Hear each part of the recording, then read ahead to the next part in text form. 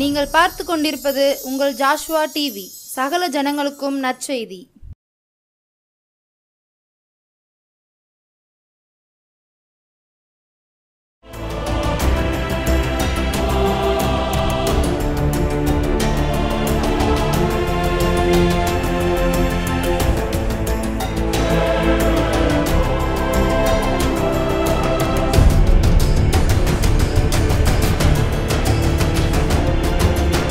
கர்த்தராகிய இயேசு கிறிஸ்துவின் நாமத்தினாலும் ஜாஸ்வா டிவி மூலமாகவும் உங்கள் யாவரையும் இந்த இரவு வேளையில் சந்திப்பதிலே நான் மிக்க மகிழ்ச்சி அடைகிறேன். அமேன், ஹல்லேலூயா.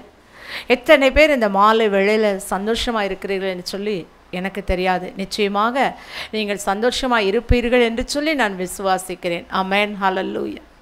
நம்முடைய ஆண்டவர் நம்மை பாதுகாக்கிற தேவன். ஹல்லேலூயா.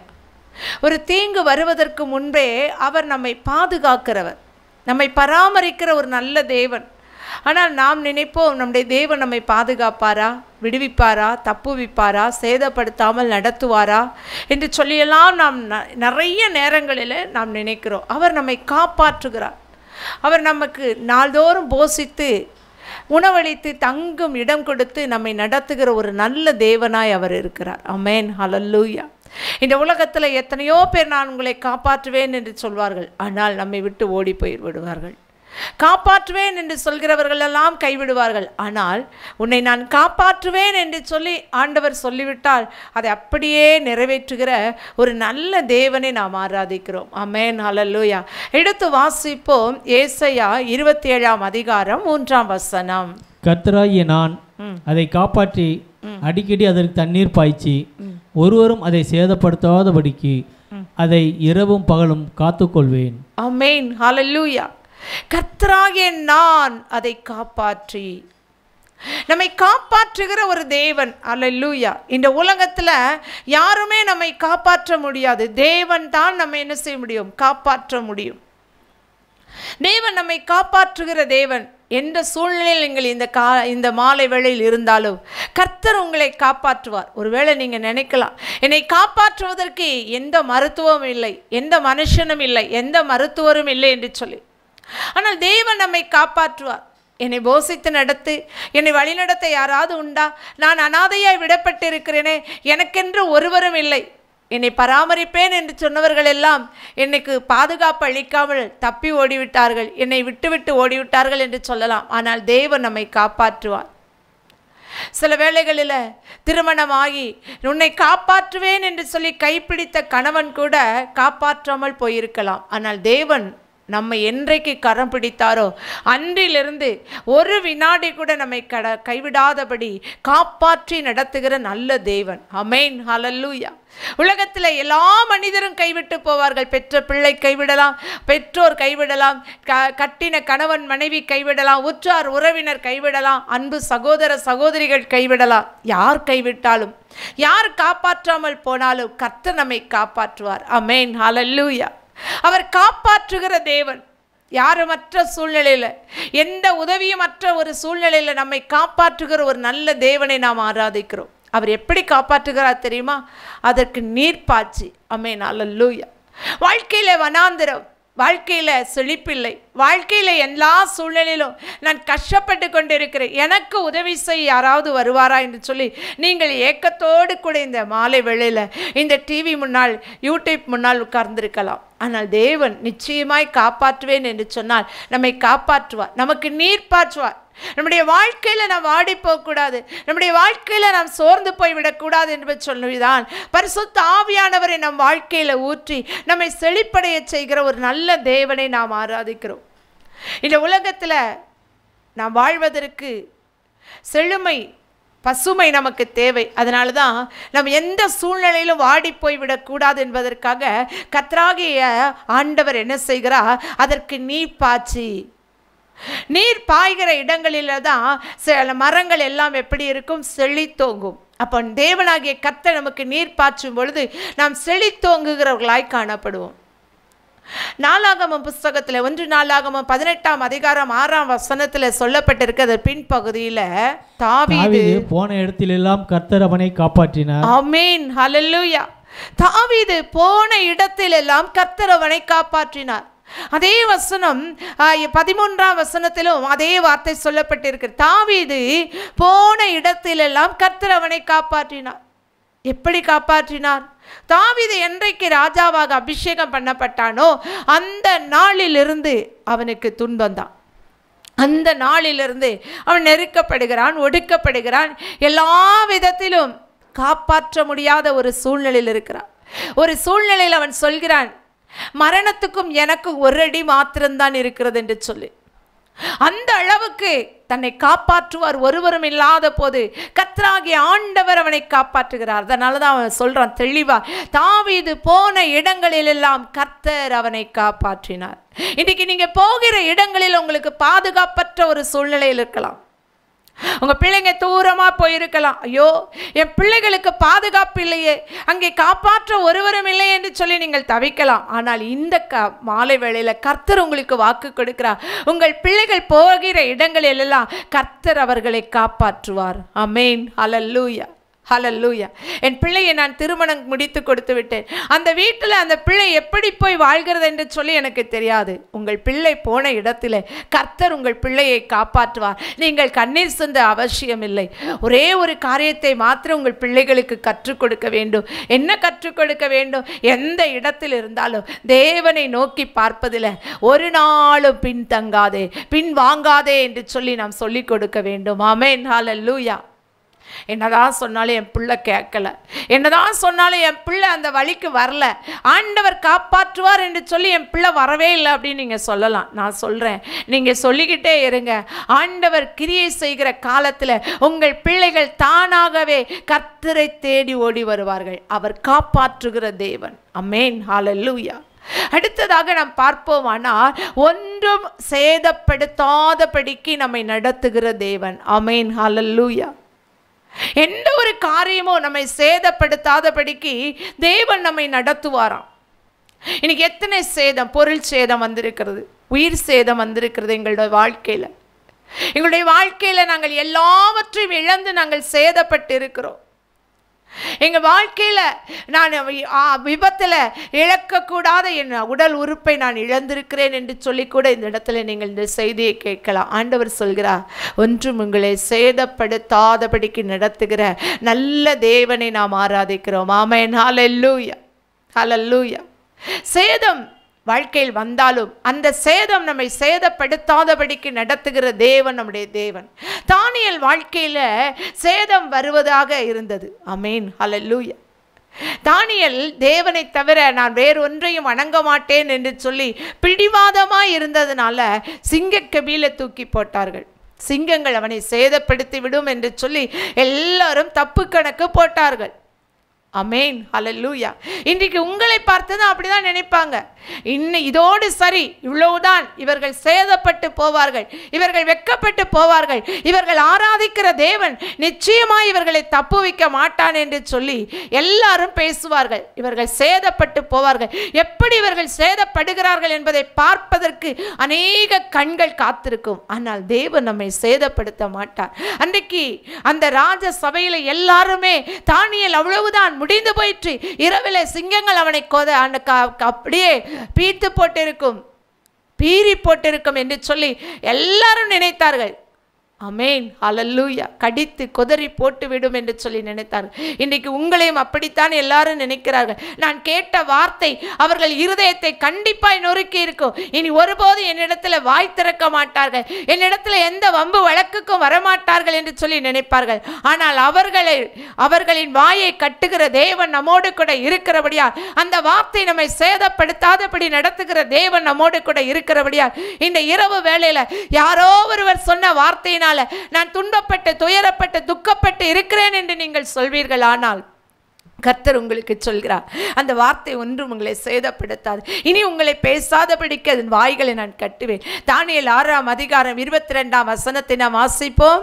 சிங்கங்கள் என்னை சேதப்படுத்தாதபடிக்கு தேவன் தம்முடைய தூதனை அனுப்பி அவைகளின் வாயை கட்டி போட்டார். அதேனென்றால் அவருக்கு முன்பாக நான் குற்றமற்றவனாய் காணப்பட்டேன். ஆமென். ஹல்லேலூயா. சிங்கங்கள் என்னை சேதப்படுத்தாதபடிக்கு. தாவீது எவ்வளவு தைரியமா சொல்றாங்க பாருங்க. சிங்கங்கள் என்னை சேதப்படுத்தாதபடிக்கு. இந்த உலகத்தில் நிறைய சேதங்கள் வரலாம், எத்தனையோ சிங்கங்களைப் போல மனிதர்கள் எழும்பலாம், ஆனால் அவை ஒன்று நம்மை சேதப்படுத்தாதபடிக்கு. வாழ்க்கையில் நீங்கள் நினைக்கலாம், எனக்கு விரோதமாக என்னென்ன காரியங்கள் செய்யப்பட்டு இருக்கிறது, எத்தனையோ காரியங்கள் எனக்கு விரோதமாக எழுப்பப்பட்டு இருக்கிறது, அவை எல்லாம் என்னை விட்டு விலகுமா, அவை எல்லாவற்றிலும் நான் சேதப்படாமல் இருப்பேனா என்று சொல்லி நினைக்கலாம். ஆனால் தேவன் நம்மை சேதப்படுத்தாமல் நடத்துகிற ஒரு நல்ல தேவன். தேவன் என்னை சேதப்படுத்தாமல் சிங்கங்களின் வாய்கள் எப்படி கட்டினாரா? தூதனை அனுப்பி கட்டினாராம். ஆமென், ஹல்லேலூயா. நம்முடைய வாழ்க்கையில் ஒரு தூதன் உண்டு. ஆமென், ஹல்லேலூயா. நமக்கு விரோதமாக எழும்புகிற எல்லா வாய்களையும் கட்டி போடுகிற நம்முடைய தேவாதி தேவன் நம் அருகில் இருக்கிறார். ஆமென், ஹல்லேலூயா. நாம் அவரை மாத்திரம்தான் நோக்கி பார்க்கணும். அந்த தானியேல் சொல்கிறான், நான் அவருக்கு முன்பாக எப்படி இருந்தேன்? குற்றமற்றவனாயிருந்தேன். ஆமென், ஹல்லேலூயா. நம்முடைய வாழ்க்கையில் ஒரு குற்றமும் நாம் செய்யக்கூடாது. தேவனுக்கு விரோதமாய் எந்த பாவமும் செய்யக்கூடாது. யோசேப்பு சொல்லுவான், தேவனுக்கு விரோதமாய் இத்தனை பெரிய பொல்லாங்கை நான் எப்படி செய்வேன்? யோபு சொன்னார், என் கண்களோடு கூட நான் உடன்படிக்கை பண்ணினேன், என் உதடுகளினால் கூட நான் பாவம் செய்ய மாட்டேன் என்று சொல். பவுல் அப்போஸ்தலர் சொன்னார், நான் பாவியிலும் பிரதான பாவி என்று சொல்லி தன்னுடைய எல்லா காரியங்களையும் தேவ சமூகத்தில் ஒப்பு கொடுத்தார். ஆமென், ஹல்லேலூயா. இந்த ராத்திரி வேளையிலும் நான் ஆண்டவருக்கு விரோதமாக எத்தனையோ பாவங்களை செய்து விட்டேன், என்னை சேதப்படுத்தாதபடி நடத்துவாரா? தேவனிடத்தில் மனம் திரும்பும் பொழுது தேவன் நம்மை பாதுகாக்கிற தேவன், நம்மை தப்புவிக்கிற தேவன், யாரும் நம்மை சேதப்படுத்தாதபடி, எந்த வார்த்தையும் நம்ம துக்கப்படுத்தாதபடி நன்மையால் நிரப்புகிற ஒரு நல்ல தேவன். ஆமென், ஹல்லேலூயா. நம்முடைய வாழ்க்கையில் குற்றமற்றவர்களாய் நாம் வாழ வேண்டுமானால் இயேசு கிறிஸ்துவின் இரத்தத்தினாலே நாம் கழுவப்பட்டவர்களாய் இருக்க வேண்டும். இந்த செய்தியை கேட்கிற நீங்கள், ஒருவேளை நீங்கள் சொல்கிறபடி நான் தானியேலைப் போல நான் இல்லை, அதனால் நான் குற்றமற்றவனாக இல்லை, என் வாழ்க்கையில் நிறைய குற்றங்களை நான் செய்திருக்கிறேன் என்று நீங்கள் சொல்லலாம். நான் இயேசுவை அறியாமல் இருக்கிறேன் என்று நீங்கள் சொல்லலாம். ஆனால் தேவனுடைய இரத்தத்தினால் நீங்கள் கழுவப்படும் போது, இந்த இயேசுவை ஏற்றுக்கொண்டால் நிச்சயமாக நான் குற்றமற்றவனாய் மாறுவேனா என்று சொல்வீர்களானால், அவர் சிந்தின அந்த இரத்தத்தினால, இயேசு கிறிஸ்துவின் இரத்தம் சகல பாவங்களை நீக்கி நம்மை சுத்திகரிக்கும். உங்களுடைய எல்லா குற்றங்கள், அக்கிரமங்கள், மீறுதல்கள் எல்லாவற்றையும் மன்னிக்கிற ஒரே ஒரு காரியம் அவருடைய இரத்தம் தான். அந்த இரத்தத்தினால் நீங்கள் கழுவப்படும் போது எல்லாம் உங்களை சேதப்படுத்தாதபடி நடத்துகிற நல்ல தேவன். ஆமென், ஹல்லேலூயா. அது மாத்திரம் அல்ல, அவர் நம்மை காக்கிற தேவன். ஹல்லேலூயா. இரவும் பகலும், அந்த 27:3 வாசிப்போம். இரவும் பகலும் அவர் என்ன செய்கிறாரா? நம்மை பாதுகாக்கிறார். ஹல்லேலூயா. நான் அதை காப்பாற்றி அடிக்கடி அதை தண்ணீர் பாய்ச்சி ஒருவரும் அதை சேதப்படுத்தாதபடிக்கு அதை இரவும் பகலும் காத்துக்கொள்வேன். ஆமென். இரவும் பகலும் காத்துக்கொள்வேன் என்று கர்த்தர் நமக்கு சொல்கிறார். ஆமென், ஹல்லேலூயா. இந்த உலகத்துல பாதுகாக்கிற, காத்துக்கொள்கிற நல்ல தேவனை நாம் ஆராதிக்கிறோம். நம்முடைய ஆண்டவர் எப்படிப்பட்டவர் தெரியுமா? இரவும் பகலும் கண்ணிலே அவர் எப்படி தன் கண்மணியைப் போல நம்மை காத்துக்கொள்கிற தேவன். அவர் சொல்கிறார், கண்மணியைப் போல உன்னை நான் காத்துக்கொள்வேன். ஆமென், ஹல்லேலூயா. ஒருவன் உன்னை தொட்டா அவன் என் கண்மணியை தொடுகிறான். இன்றைக்கு தான் நான் இயேசு கிறிஸ்துவை பற்றி நான் அறிகிறேன் என்று சொல்வீர்களானால், உங்களை காக்கிற தெய்வமாய் அவர் கடந்து வருவார். உங்களை கண்மணியைப் போல பாதுகாக்கிற தேவனாய் அவர் கடந்து வருவார். எடுத்து வாசிப்போம். சங்கீதம் 121:6. சங்கீதம் 121:6. ஹல்லேலூயா.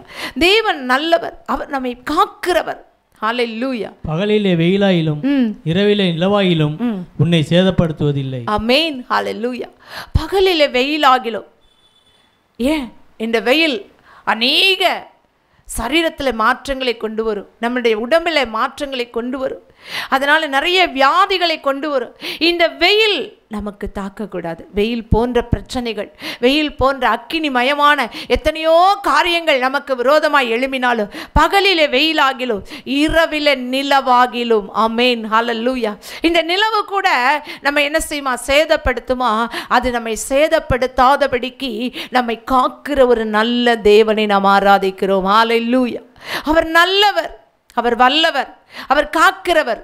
வசனம் சொல்கிறது, வேடனுடைய கண்ணிக்கும் பாழாக்கும் கொள்ளை நோய்க்கும் அவர் நம்மை தப்புவிக்கிற தேவன். வேடனுடைய கண்ணி நமக்கு தெரியாமல் நமக்கு விரோதமாய் மறைவாய் வைக்கிற எல்லா கண்ணிகளுக்கும் அவர் தப்புவிக்கிற தேவன். ஆமென், ஹல்லேலூயா. இந்த உலகத்தில் நிறைய கண்ணிகள் நமக்கு விரோதமாய் வைக்கப்பட்டு கொண்டே இருக்கிறது. நம்முடைய பேரை வைத்து, நம்முடைய காலடி மண்ணை எடுத்து, ஏதேதோ நம்முடைய உடையை எடுத்து ஏதேதோ மந்திரங்கள் செய்கிறார்கள். நம்முடைய காரியங்கள் எல்லாவற்றிலும் கர்த்தர் நம்ம கூட இருந்தா உனக்கு விரோதமாய் எழும்பும் ஆயுதம் ஒரு நாள் வாய்க்காதே போகும். ஆமென், ஹல்லேலூயா. இந்த ராத்திரி வேளையிலும் எனக்கு விரோதமாய் எத்தனையோ ஆயுதங்கள், எனக்கு விரோதமாய் எத்தனையோ பேர் கூட்டம் கூடி இருக்கிறார்கள். ஆண்டவர் சொல்கிறார், உனக்கு விரோதமாய் ஒரு பாளையம் இறங்கினாலும் அது ஒன்றும் உன்னை சேதப்படுத்தாது. உன் கண்களால் மாத்திரம் துன்மார்க்கருக்கு வரும் பலனை நீ காண்பாய். ஆமென், ஹல்லேலூயா. இதுவரை நான் எந்த பலனையும் அவங்களுக்கு வர்றதை நான் பார்க்கவே இல்லை அப்படின்னு சொல்வீங்கன்னா, கர்த்தர் நிதானமாய் நியாயம் விசாரிக்கிறவரா. ஆமென், ஹல்லேலூயா. அவர் நிதானமாய் நியாயம் விசாரிப்பார். நீங்க நினைக்கிற மாதிரி அவர் உடனடியாய் நியாயம் விசாரிக்கிறவர் அல்ல. நிதானமாய் பொறுமையுடன் ஆண்டவர் எல்லாவற்றையும் நீதியாய் செய்கிற தேவன் என்கிறபடியால் நிதானமாய் நியாயம் விசாரிப்பார். நிறைய பேர் சொல்லுவாங்க, ஐயோ உடனடியாய் ஆண்டவர் நியாயம் விசாரிக்கவில்லை என்று சொல்லி. என்னிடத்துல ஒரு சகோதரி அழுதார்கள், என்னுடைய பிள்ளைகள் எனக்கு விரோதமாய் எழும்பும்படியாய் ஏதோ செய்து விட்டார்கள், என் பிள்ளைகள் ஒரு நாள் எனக்கு விரோதமாய் எழும்பவில்லை என்று சொல்லி. எவ்வளவு பாருங்க, கஷ்டமான ஒரு சூழ்நிலை. இந்த சூழ்நிலையில் நீங்கள் இருக்கிறீங்களா? உங்கள் உறவுகள் உங்களுக்கு விரோதமாய் எழும்பி விட்டார்களா? நான் எந்த தவறும் செய்யவில்லை, ஆனால் என் உறவுகள் எனக்கு விரோதமாய் எழும்பி இருக்கிறார்கள். ஒன்றும் உங்களை சேதப்படுத்தாது. கர்த்தர் அனுமதிக்காமல் எதுவும் உங்களுடைய வாழ்க்கையிலே சம்பவிக்காது. இதை கர்த்தர் அனுமதித்திருக்கிறார். ஏனென்று சொன்னால் வசனம் சொல்கிறது, அன்றியும் அவருடைய தீர்மானத்தின்படி அழைக்கப்பட்டவர்களாய் தேவனிடத்தில் அன்பு கூறுகளுக்கு சகலமும் நன்மைக்கு ஏதுவாய் நடக்கும். அது நன்மைக்கு ஏதுவாய் நடக்கும் தவிர ஒரு நாள் உங்களுக்கு தீமையை உண்டு பண்ணாது. அதே சங்கீதம் 121:3 வாசிப்போம். உன் காலை தள்ளாட விட்டார், உன்னை காக்கிறவர் உறங்கார். ஆமென். நம்ம கால் தள்ளாடாதபடிக்கு கர்த்தர் நம்மை காக்கிறவர். ஹல்லேலூயா. உறங்காமல் காக்கிறாராம். நான் கொஞ்ச நேரம் தூங்கிட்டா என் பிள்ளைங்க என்னம்மா தள்ளாடி போவாங்க. படகுல பின்னணியத்தில் கர்த்தர் தூங்கி கொண்டு இருந்தார். அதே படகுல தான் அவர் இருந்தார். ஆனால் காற்று அடித்தது, கடல் பொங்கியது, படகு அசைந்தது. சீசர்கள் எல்லாரும் அங்கும் இங்கும் அலறினார்கள், ஐயோ படகு கவிழ்ந்து விடுமோ என்று சொல்லி. அப்பொழுது அவர்கள் சொன்னார்கள், ஐயரே நாங்கள் அமிழ்ந்து போகிறோம், உமக்கு கவலை இல்லையா? ஆமென், ஹல்லேலூயா. ஆண்டவர் இருக்கிற படகுல அசைவு வரலாம், கொந்தளிப்பு வரலாம், காற்று அடிக்கலாம், ஆனால் நம்மை காக்கிறவர் உறங்கார். ஆமென், ஹல்லேலூயா. அவர் ஒரு நாள் நம்மை தள்ளாட விட மாட்டார். ஆமென், ஹல்லேலூயா. தள்ளாடி விழுந்து விடுவோமோ, அமிழ்ந்து விடுவோமோ, அவ்வளவுதான் நம்முடைய வாழ்க்கை முடிந்ததோ என்று சொல்லி நீங்கள் நினைக்கலாம். ஆனால் அவர் ஒரு நாள் நம்மை தள்ளாட விட மாட்டார். அவர் ஒரு நாள் நம்மை கைவிடவும் மாட்டார். அவர் உறங்கார். அதே அதிகாரத்துல 4ஆம் வசனத்தை நாம் வாசிப்போம். சங்கீதம், இஸ்ரவேலை காக்கிறவர் உறங்குவதும் இல்லை, தூங்குகிறதும் இல்லை. ஆமென். ஆவிக்குரிய இஸ்ரவேலராகிய நம்மை காக்கிறவர் உறங்கவும் மாட்டார், அவர் தூங்கவும் மாட்டார். ஹல்லேலூயா. உறங்குகிற தெய்வத்தை அல்ல, தூங்குகிற தெய்வத்தை அல்ல, நம்ம இரவும் பகலும் கண் விழித்து பாதுகாக்கிற ஒரு நல்ல தேவனை நாம் ஆராதிக்கிறோம். ஆமென், ஹல்லேலூயா. அவர் நல்லவர், அவர் நமக்கு போதுமானவராய் இருக்கிறார். உங்களை காக்கிறவர் உறங்கார் என்று சொன்ன தேவன் இஸ்ரவேலராகிய நாம் ஆவிக்குரிய வாழ்க்கையில இஸ்ரவேலின் சந்ததியாய், ஆபிரகாமின் சந்ததியாய் நாம் தெரிந்து கொள்ளப்பட்டிருக்கிறபடியால் நம்மை காக்கிறவர் உறங்கார். ஆமென், ஹல்லேலூயா. இந்த இரவு வேளையிலும் கூட என்னை காப்பாரா தேவன் என்று சொல்லி ஏக்கத்தோடு நீங்கள் காத்து கொண்டிருந்திருக்கலாம். இந்த செய்தியை கேட்கலாம். மருத்துவர்கள் எல்லாரும் என்னை கைவிட்டு விட்டார்கள், என்னை காப்பாற்ற ஒருவர் உண்டா என்று சொல்லி நீங்கள் கேட்கலாம். நிச்சயமாய் உங்களை காப்பாற்றி, உங்களுக்கு நீர் பாற்றி, உங்களுக்கு மருத்துவம் செய்து, உங்களுக்கு பரிகாரியாய் கடந்து வந்து ஒன்றும் எந்த வியாதியும் உங்களை சேதப்படுத்தாதபடி இரவும் பகலும் உங்களை காக்கிறவர் இந்த இரவு வேளையில உங்களோடு கூட இருக்கிறபடியால் எல்லோரும் தலைகளை தாழ்த்தி நாம் ஜெபிப்போமா? ஆமென், ஹல்லேலூயா, ஹல்லேலூயா. நன்றி செலுத்துகிறோம் ஆண்டவரே. நன்றியோடு கூட உம்மை துதிக்கிறோம்ப்பா. நன்றி ஆண்டவரே, நன்றி அப்பா. இந்த நாளிலும் கூட கர்த்தாவே நீர் ஆண்டவரை காப்பாற்றி, ஆண்டவரே எங்களுக்கு நீர் பாய்ச்சி, ஆண்டவரே ஒன்றும் எங்களை சேதப்படுத்தாதபடிக்கு இரவும் பகலும் ஆண்டவரே காத்துக்கொள்வேன் என்று வாக்கு கொடுத்தபடியே உம்முடைய பிள்ளைகளை நீர் பாதுகாக்க ஒப்பு கொடுக்கிறோம். இயேசு கிறிஸ்துவின் நாமத்தினால யாரெல்லாம் ஆண்டவரே பாதுகாப்பற்ற சூழ்நிலையில எனக்கு ஒரு வழி இல்லையே, இனி எனக்கு ஒரு வழி இல்லையே என்று சொல்லி கதறிக்கொண்டிருக்கிற ஒவ்வொருவரும் ஆண்டவரே இந்த வேளையில பாதுகாக்கப்படுவார்களாக. கடன் தொல்லையினால ஆண்டவரே உமக்கு ஸ்தோத்திரம். என் பிள்ளையை நான் திருமணமாகி கொடுத்து நிம்மதி இல்லாமல் இருக்கிறேன், எந்த பாதுகாப்பும் இல்லை என்று சொல்கிற ஒவ்வொரு பிள்ளைகளுக்கும் நீர் பாதுகாப்பை கட்டளையிடும். தூர தேசத்தில் போய் என் பிள்ளை வேலை செய்கிறது, அந்த பிள்ளைக்கு ஒரு பாதுகாப்பு உண்டா என்று கலங்குகிற பிள்ளைகளுக்கு ஒரு பாதுகாப்பை கட்டளையிடும். மருத்துவம் என்னை கைவிட்டது, என் சரீரம் இனி சுகமடையுமா, நான் நிம்மதியா இந்த பூமியில வாழ்வேனா என்று சொல்லி கதறுகிறவர்களுக்கு கர்த்தர் ஆண்டவரே இந்த நாளில பாதுகாப்பை கொடுத்து இஸ்ரவேலை காக்கிறவர் உறங்குவதும் இல்லை தூங்குவதும் இல்லை, உன் காலை தள்ளாட விடமாட்டேன் என்று சொல்லி வாக்கு கொடுத்து அவர்களை வழிநடத்த ஒப்பு கொடுக்கிறோம். பெரிய காரியங்களை செய்யும், ஒவ்வொருவரை விடுவியும். மீட்பர் இயேசுவின் நாமத்தில் நல்ல பிதாவே, ஆமேன் ஆமேன். இந்த செய்தியை கேட்ட உங்கள் யாவரையும் கர்த்தர் தாமே ஆசீர்வதிப்பாராக. ஆமேன் ஆமேன்.